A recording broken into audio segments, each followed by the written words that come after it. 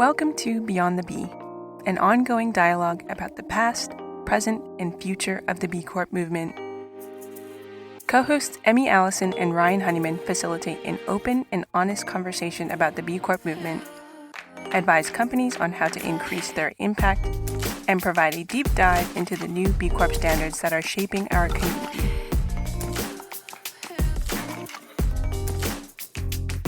I'm Ryan Honeyman, a partner at Lift Economy, and my guests today are Andy Schmidt and Amy Bourbeau. Andy and Amy are two of the three co-founders of Seismic, a sustainability consultancy with offices in the UK and Europe that helps companies achieve their business objectives by improving their impact on people and planet.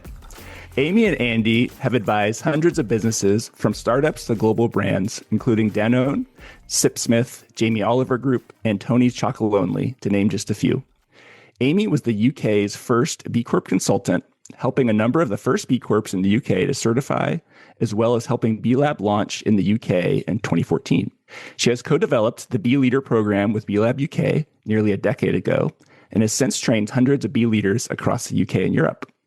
Prior to becoming a trusted external advisor to business leaders, Andy spent a decade in-house in the tech industry at Skype and Microsoft, where he pivoted his career to focus on impact and had the opportunity to develop Skype's impact program globally.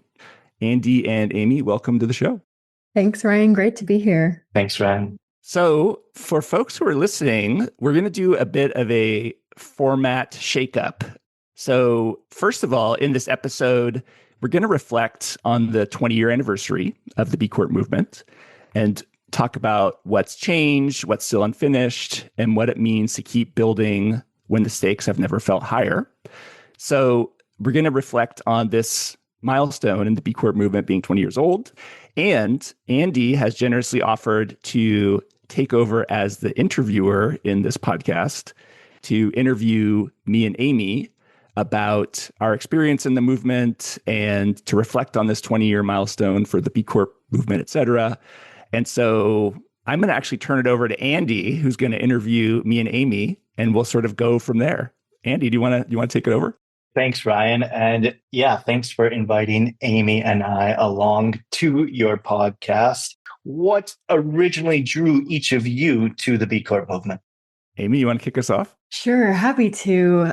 Well, it was about 11 years ago now, and I was working with the business community to identify and understand what frameworks were out there that businesses could use, engage with to become better, essentially, across their social and environmental performance. And there, of course, are many great frameworks and communities, but I gotta say, like, a lot of them felt either very lofty, like the SDGs, which of course are incredibly important, but maybe not that easy to identify with for an average kind of run-of-the-mill, small or medium-sized organization. How am I going to actually meaningfully contribute to this? Or they were kind of smaller scale communities, which were an opportunity to come together, but not necessarily that focus on action. And so when I came across B Corp, it felt like this breath of fresh air and this kind of like, finally, here's what we've been looking for, something which is practical, tangible, gives you just real life, day-to-day actions and suggestions for what you can actually do as a business to improve in kind of real talk. And then I got to know more about it and also fell in love with the amazing community that comes along with B Corp. And once you kind of get a taste of that, I think it's an amazing thing to be a part of, and it shows you, all the many benefits of doing business in a better way. So I definitely got sucked into that lovely community. Awesome. And for me, since I'm not sure how many listeners know how I got into this. So my original path was psychology and criminal justice. So I studied that in school. Actually lived in London for 2 years doing criminal justice reform policy, which was very much along the lines of, let's just not do what the US is doing. So that clearly whatever the US is doing on criminal justice is not great. So let's do something different. But how I got into B Corps, I was working at a group home for emotionally troubled kids in 2009 or so. And I had read some of my brother's books on sustainability. He had Cradle to Cradle, this sort of classic sustainability book. He had Natural Capitalism and a couple others. And I was saying like, wow, this whole green business, is going green back then, is pretty interesting. And it feels like we could be, our group home or our nonprofit could actually implement some of these practices. So I actually sent out a late night email. I got really excited and emailed the CEO of this, or the executive director of this nonprofit. And he called me, this is like 9:30 at night. And like 5 minutes later, and was like, Ryan, I like this idea. Do you want to be our sustainability director? And I said, yes, I guess so. And so what I did for a year in 2010 was help this nonprofit mental health agency do things like fill up their van tires so they were more gas efficient, try to look at better lighting for the classrooms or the facilities, try to do energy efficient retrofits to the electricity, blah, blah, blah. And the problem is that the CEO also told me that we can't afford to keep you in this role. So you're going to have to go back to working with the kids directly, which was great for earlier in my career. But once I had tasted this sort of business could be a different thing, I was like, I can't go back to just working in direct services. And so I decided to start a solo consulting business in the fall of 2010. And it was just around sustainability. But as part of the procurement for this nonprofit, I'd come across this B Corp called Give Something Back Office Supplies, which was one of the first, the 81 B Corps. We're at the 20-year anniversary. One of those 81 B Corps was this company, Give Something Back Office Supplies, where you would buy office supplies and they would donate the majority of profits to charity. And so I had helped this nonprofit mental health group start using them for their pens and paper and materials. So when I came into sustainability consulting, I was like, this B Corp thing sounds pretty cool. Maybe I should try to help companies do it. And it wasn't really a field back then, but as you all know who do this, it sort of gives you that framework and that, the community. And so, by 2011 or so, I was helping companies certify as B Corps and haven't really done that much else since. I've still been doing that in my day-to-day. Are there a couple of moments that kind of stand out to you where you kind of knew something meaningful, important, impactful was happening here that you were a part of? I'm happy to take that. Look, when I first got involved in B Corp, there was about 5 B Corps in the UK. That was 2014, 2015-ish. And there are now almost 3,000 B Corps in the UK. And so there's been many moments like that through these 11 years.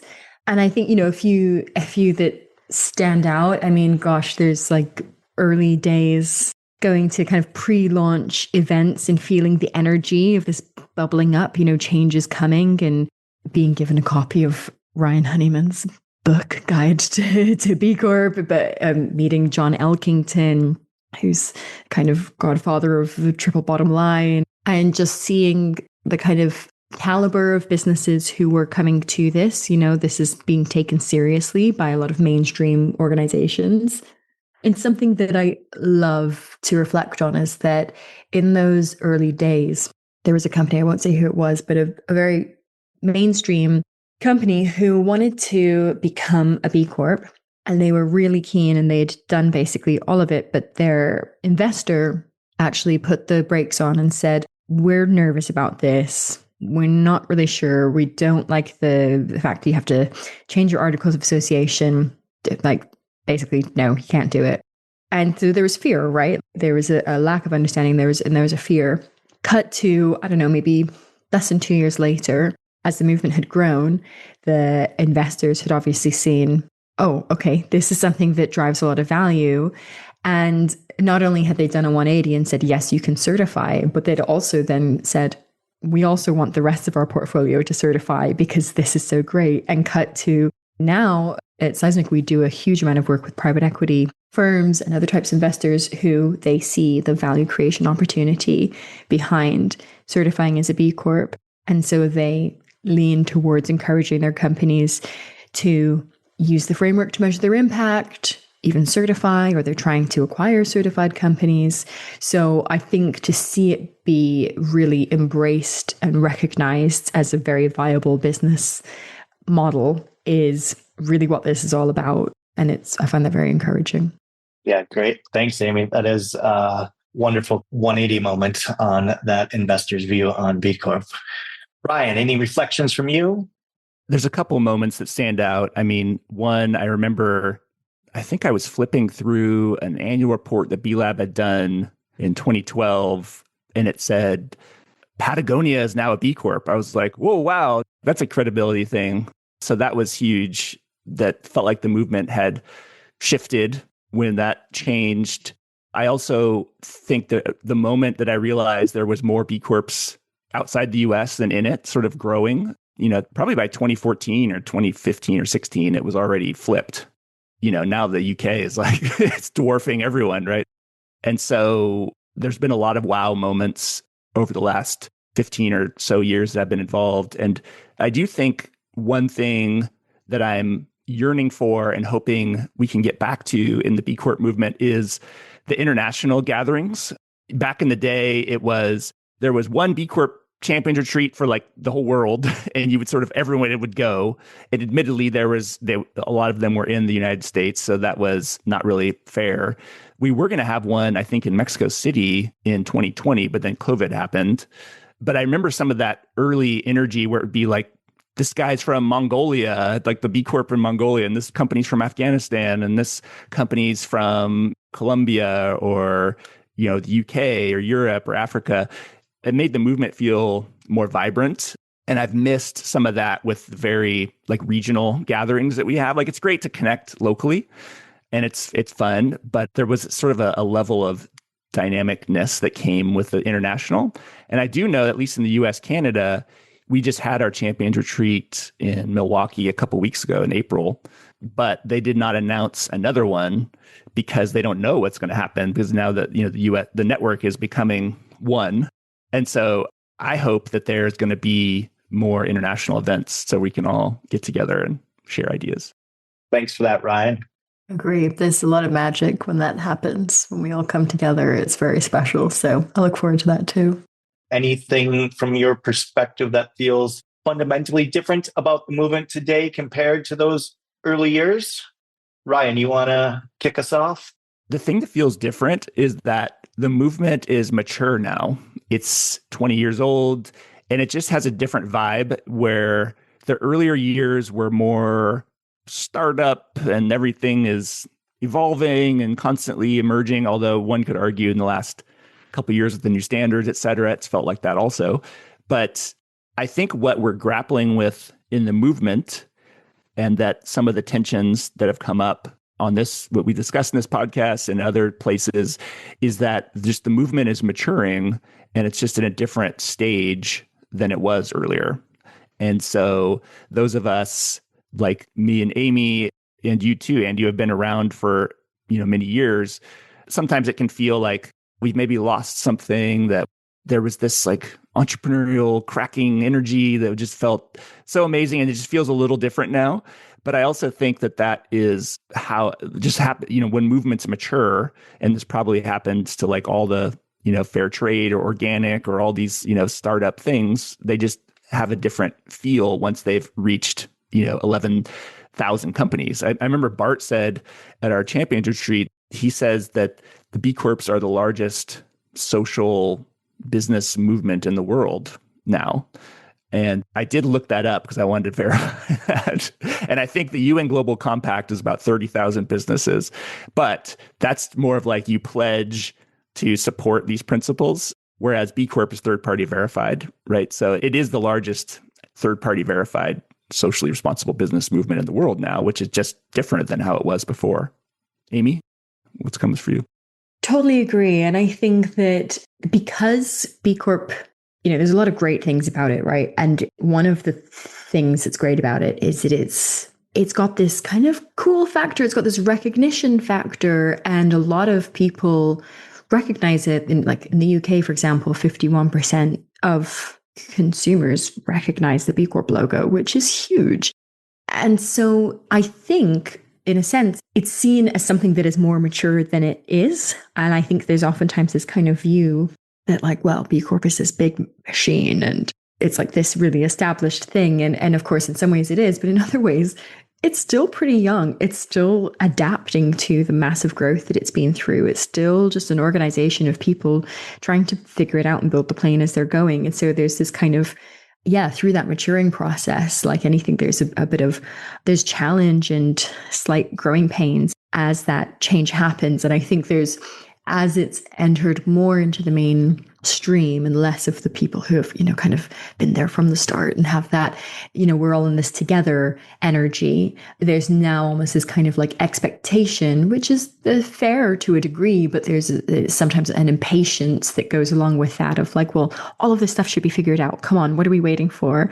And I would love it if we held on to a little bit of the grace that was there in the earlier days, the grace and the recognition that this is a global movement, yes, but it's also a group of humans who are trying to figure out how to do something which is, they have a pretty huge mission that they're trying to achieve. And they're also just trying to adapt to their growth and serve that movement and mature in the best way possible.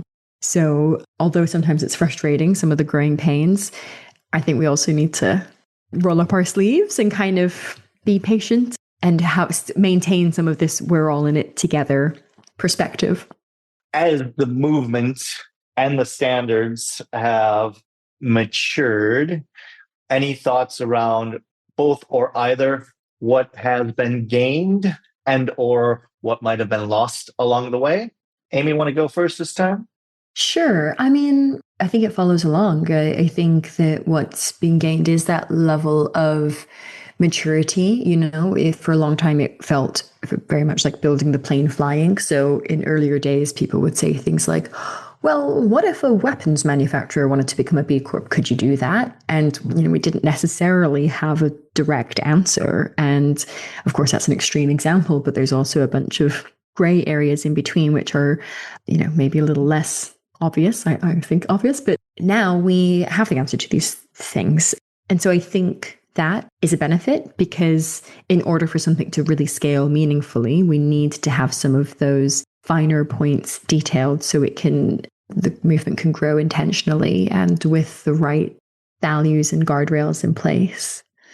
And I think, what part of what's been lost is some of that early days collective sense of ownership and community and this kind of almost feeling like a little bit of a club, like we're all in this together and we're on the same page and we are this small community. But honestly, that's a good challenge to have, I think, because it shouldn't be this like small in my opinion, it shouldn't be this small collection of idealistic companies. The point of B Corp is to create an actual movement, and a movement can't be a tiny group. It needs to be, gain momentum. So it's kind of a bummer, but I think it's still there. You just need to seek it out a little bit more now than maybe you did at one stage. I don't know what you think, Ryan. Yeah. I mean, I think one of the things that's been gained has been this focus on collective action and systemic change, which I feel like was very tangential. I mean, for some companies, it was tangential in the old version of the standards and in the early days of the movement.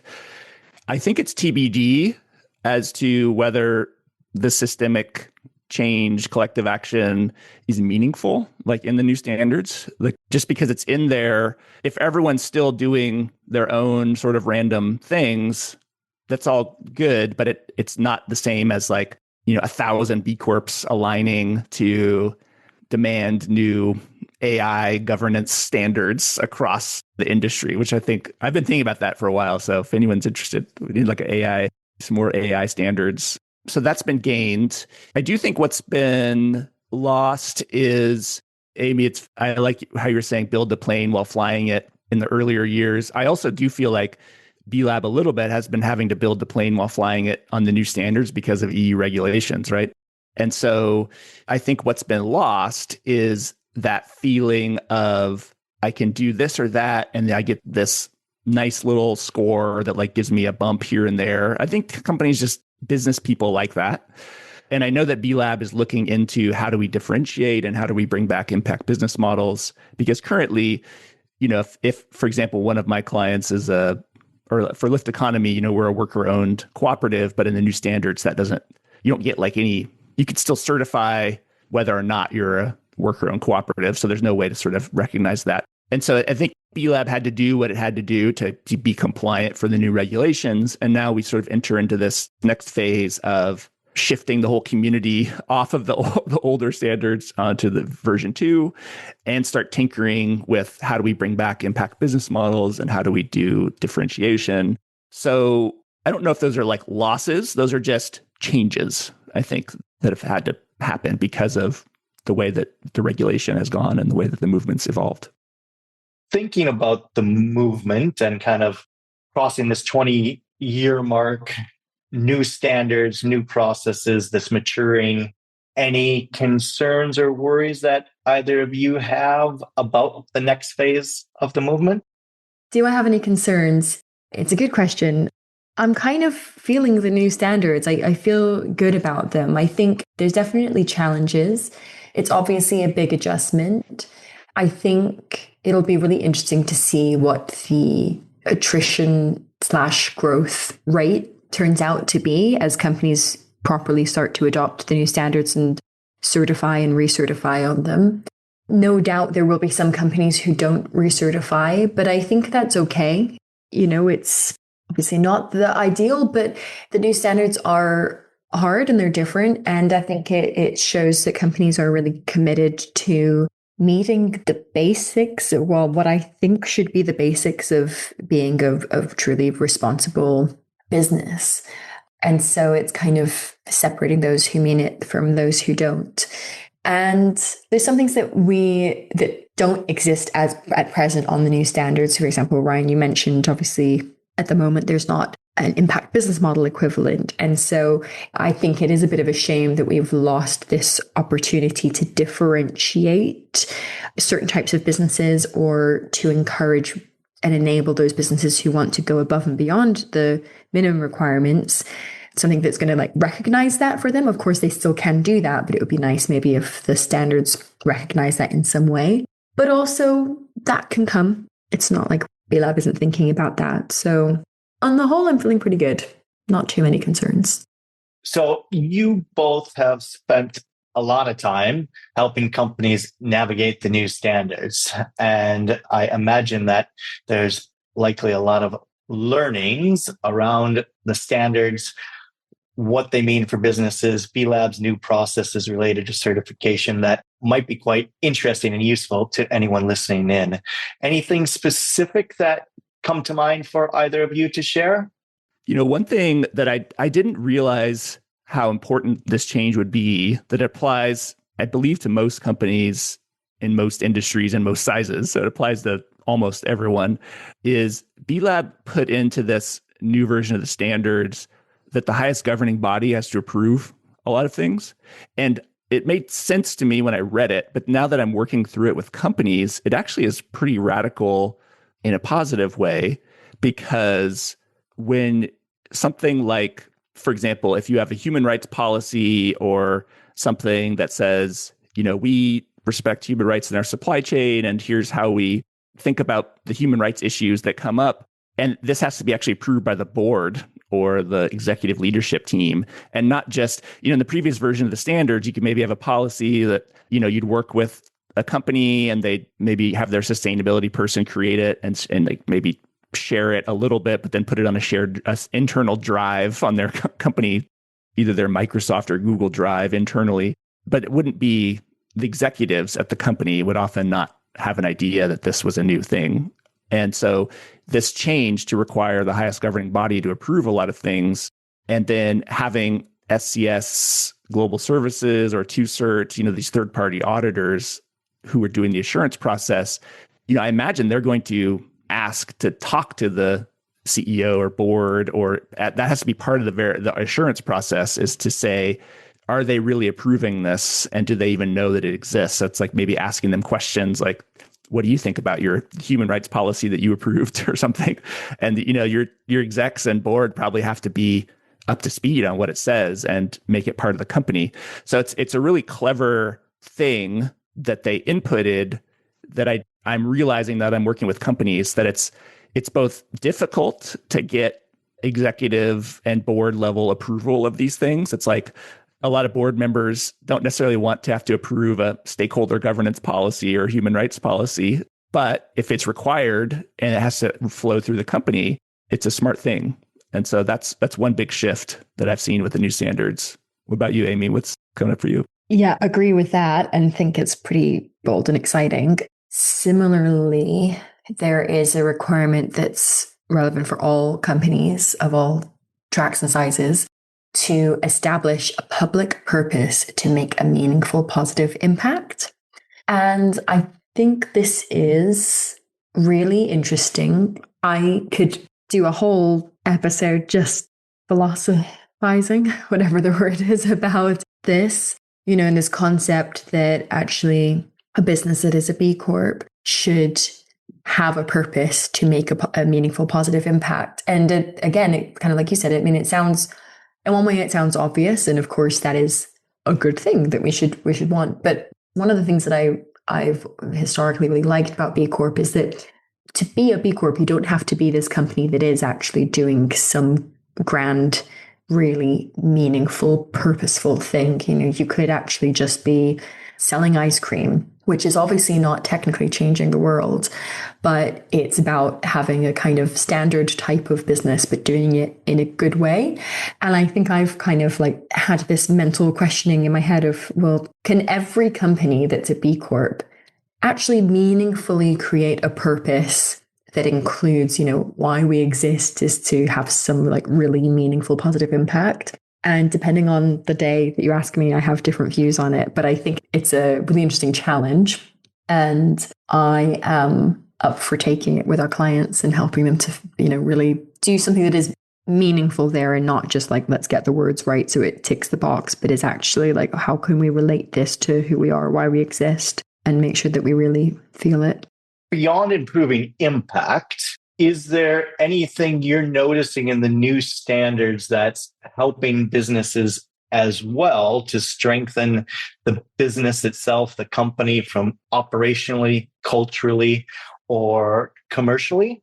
One of the things that I find so exciting about the new standards is more than ever, this has always been true of going through the certification process, but I really believe that more than ever, going through the certification or recertification process on the new standards truly just helps you to be a better business who's got your act together. And it's that flow, from having your board engaged, having a clear purpose, understanding what your stakeholders care about and what is material and important for you to focus on, and then showing that you are building an intentional strategy and plan and goals around that.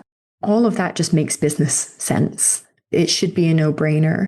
And so I think from a strategic approach, it helps to make sure that a company actually is stopping and reflecting and setting out intentionally to pursue a certain strategy or priority.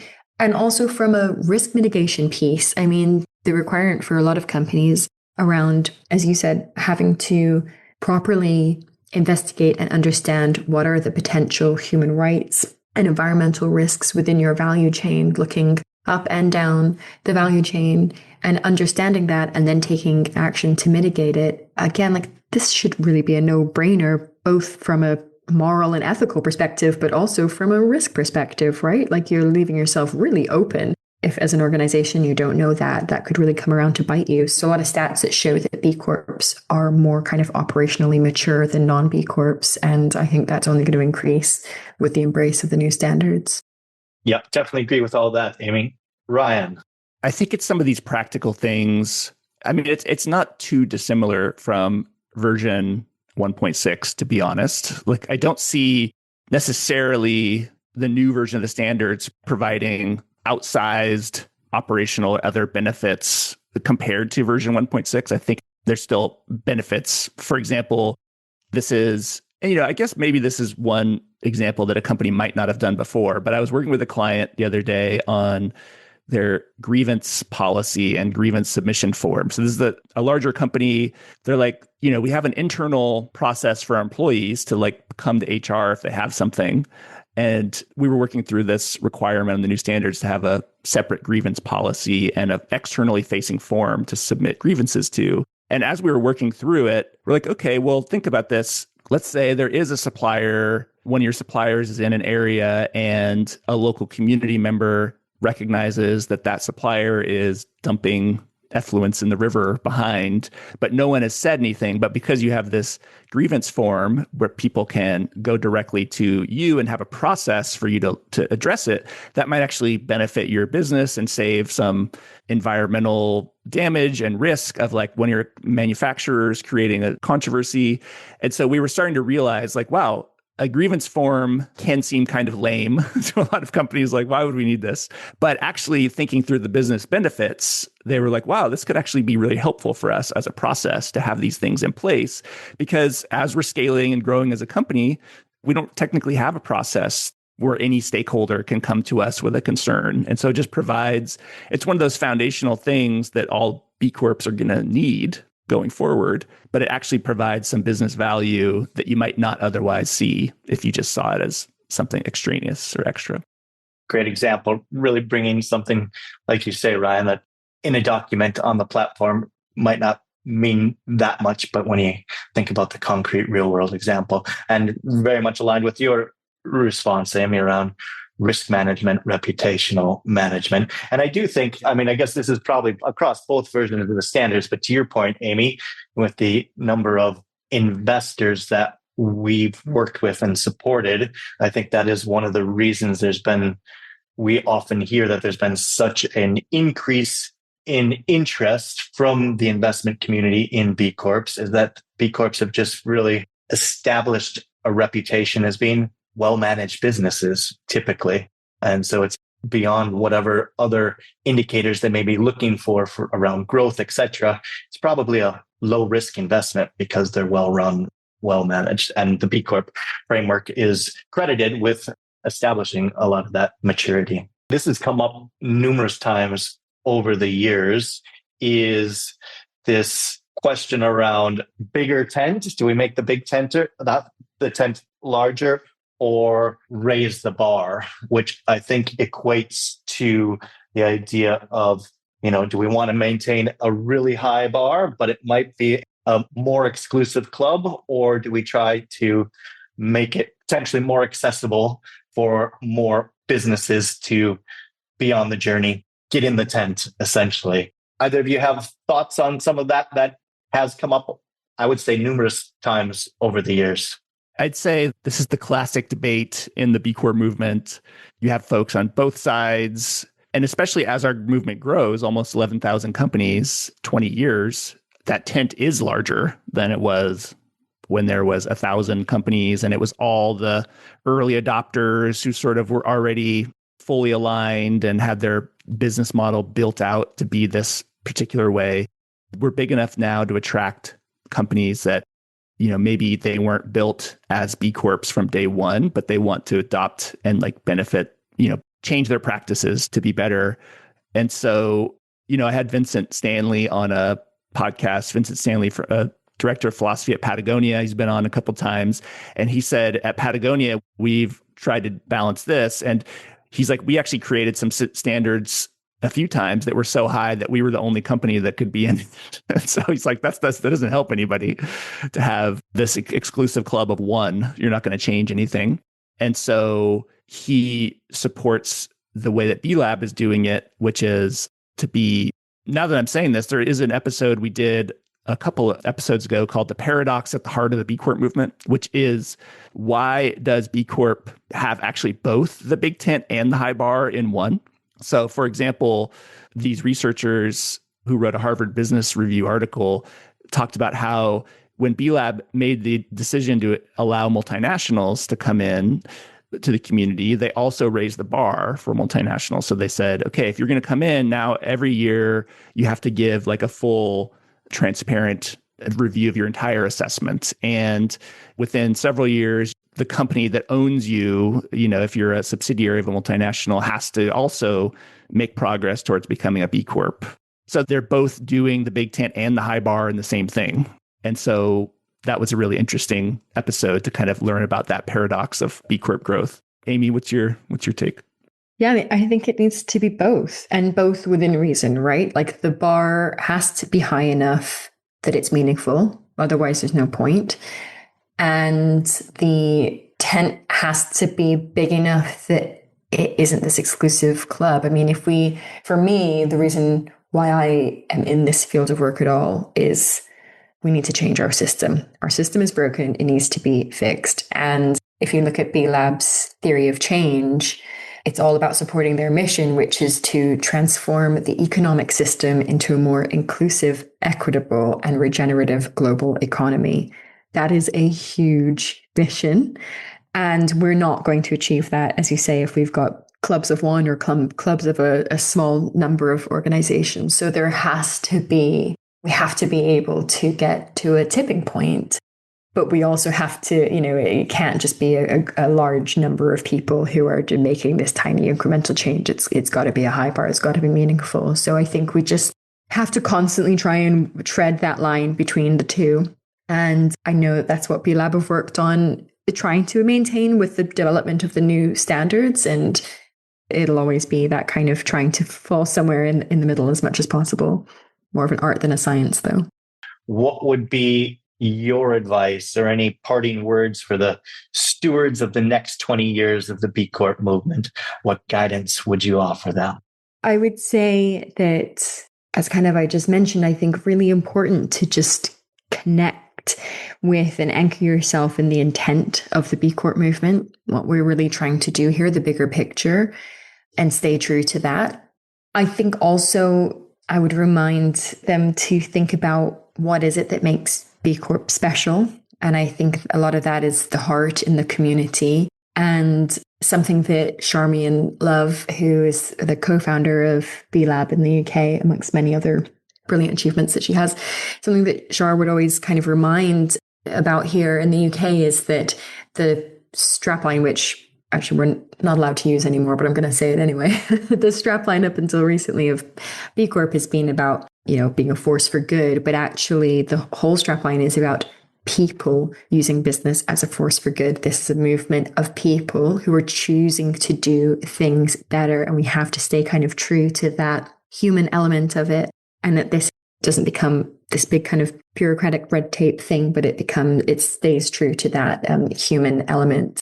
And finally, I would just say, have fun with it. It's really fun. There's a lovely energy in the world of B Corp, and it has to be fun. One of the other things that is said a lot here in the UK, I don't know if over there as well, Ryan, but is that to change the world, you have to throw a better party than those who are ruining it. And I would just say, let's keep that true in everything that we do. Beautiful. I think for the next 20 years, this next phase, I do maybe want to speak to a little bit what Bart Houlihan, one of the co-founders of B Lab, had said to me recently was around the next 20 years is B Corp's really designed for this moment where there's sort of the rise of authoritarianism and the collapse of a lot of systems. And we as a movement are really positioned now as the largest third-party verified socially responsible business movement to, I think, respond to those things. Not sure exactly how. It's a little bit TBD, but because of the community building and the sort of network weaving, we have that capability.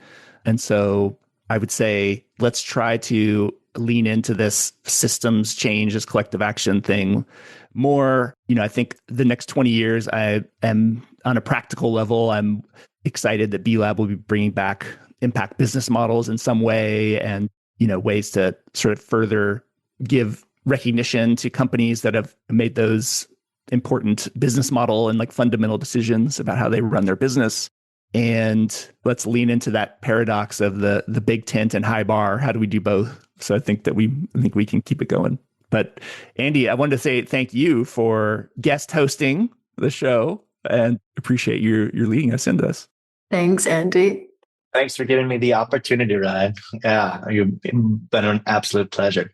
as I said, and I genuinely meant it, like the opportunity to hear from the both of you, reflections, bucket list, professional moment, and look forward to the opportunity for so many to hear from you both as well. Also, I have to say, incredibly humble of you, Andy, seeing as you are also a total OG of the B Corp movement and pioneer in Europe. So lucky to hear from all of us.